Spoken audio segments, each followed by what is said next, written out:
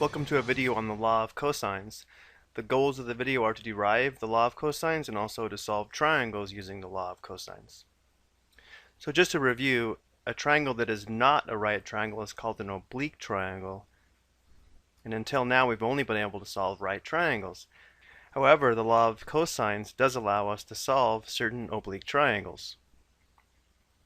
So the requirements for solving oblique triangles using the law of cosines is side angle side, where two sides and an included angle are known, or side side side, where all three sides are known.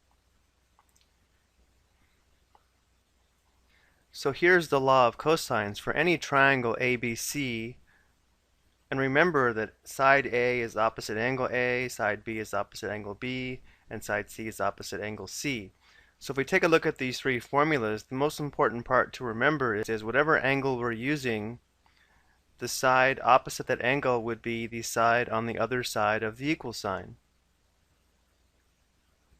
Let's go ahead and take a look at one way to prove this theorem. If we take any triangle and construct an altitude from, let's say, vertex B, we would have two right triangles, one here and one here. Next, if this entire length is b, we can let this length be x, therefore this length would be b minus x.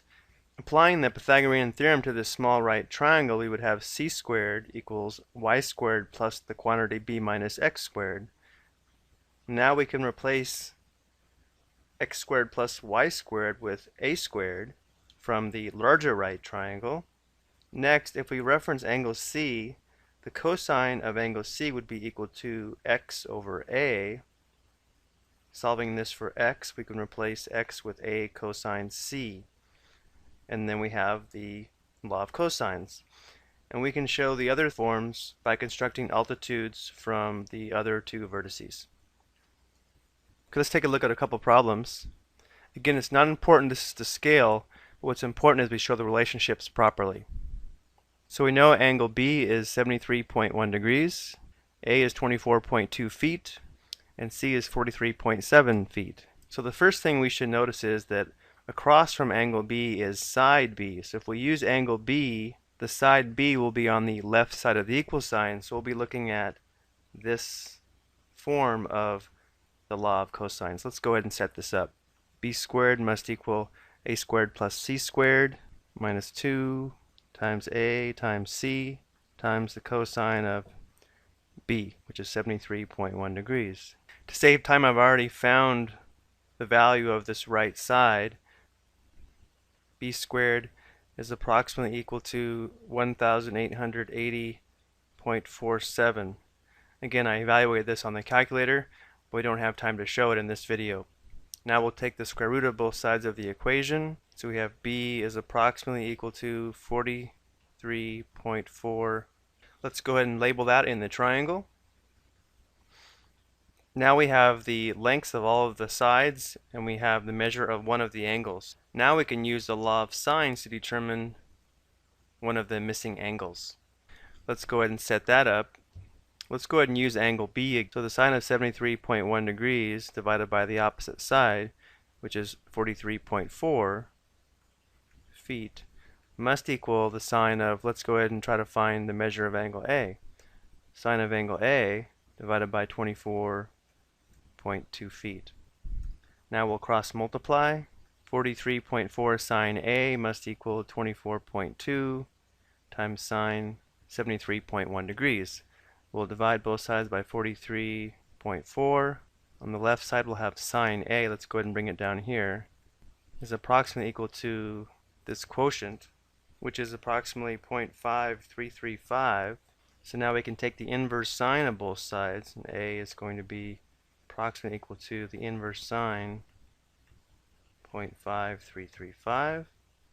So angle A is approximately equal to 32.2 degrees. Let's go ahead and label that. So this angle is 32.2 degrees.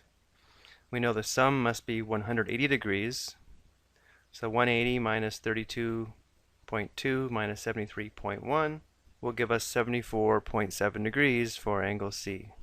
So often after using the law of cosines, we will use the law of sines to finish solving the triangle. Let's take a look at one more. Here we have the lengths of three sides of the triangle. So side A is 25.4 centimeters, side B is 42.8 centimeters, and side C is 59.3 centimeters. So we have to decide which angle we want to find first, and it's recommended that we find the largest angle first to avoid any possible complications with the ambiguous case of the law of sines. So remember, the largest angle is opposite the largest side. So let's see if we can find the measure of angle C first. If we want to find angle C, we're going to have to use this form of the law of cosines. So we'll have C squared must equal A squared plus B squared minus 2 times A times B times cosine C. So notice it looks different than last time because the unknown is now on the right side. We need to go ahead and simplify all of this. I will show a little bit of work here, but you probably want to check it on your calculator. Combine like terms. Subtract 2,477 from both sides. Divide by negative 2,174 on both sides. So we'll have negative 0.3830 equals cosine C. Now if we take inverse cosine of both sides, we'll have C is approximately equal to inverse cosine of negative 0.3830. So angle C is approximately 112.5 degrees. Let's go ahead and label that. Now to find a second angle in this triangle, we'll use the law of sines. So we'll use angle C inside C to start. Sine of 112.5 degrees divided by 59.3 must equal, let's go ahead and find the measure of angle B. So the sine of B divided by 42.8. Now we'll cross multiply, divide by 59.3. So sine B is approximately 0.6668. So if we take the inverse sine of both sides, so angle B is approximately 41.8 degrees. Now we can determine this last angle since we know the sum must be 180 degrees. So angle A measures approximately 25.7 degrees. Okay, that should do it for the law of cosines. There is another video that deals with applications involving law of cosines. Thank you for watching and have a good day.